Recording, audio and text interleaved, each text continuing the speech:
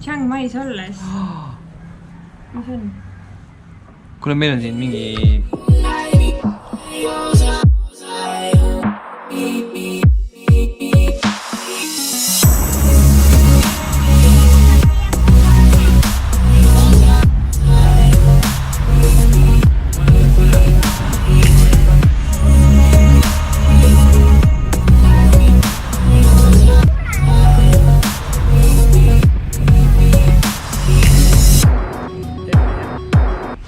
See on meie kokkuvõte Chiang Maist, kus me olime 2 nädalat.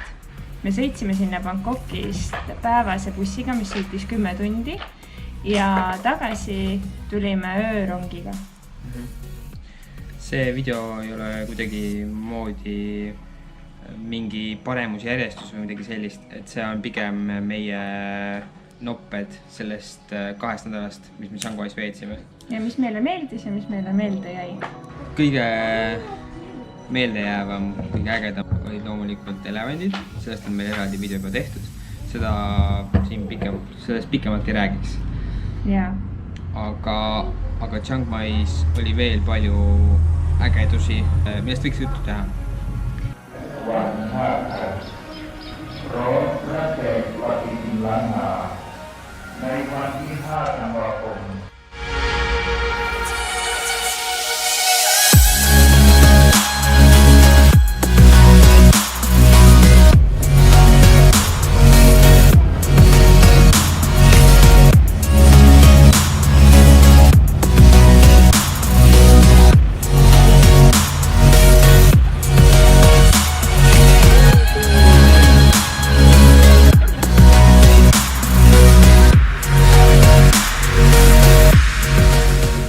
Chiang Mai linn iseenesest on kindlasti, mulle meeldib see rohkem kui Bangkok ja mulle meeldib rohkem ka kui koht, kus me praegu oleme, Koh Samuil, sellepärast, et ta on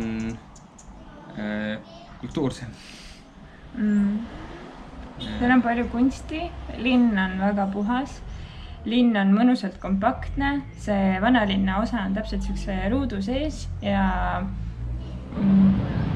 seal ei ole suuri kõrghooneid. On küll nagu mõned üksikud, aga muidu on ta selline madal, armas, pisikene. Seal on väga hea nagu transport, linna väikesed taksod, tavalised taksod, tuk-tukid. Punased taksod. Jah, kus tagant sisse hüppamisega siis. Ja ühe inimese hinnaga.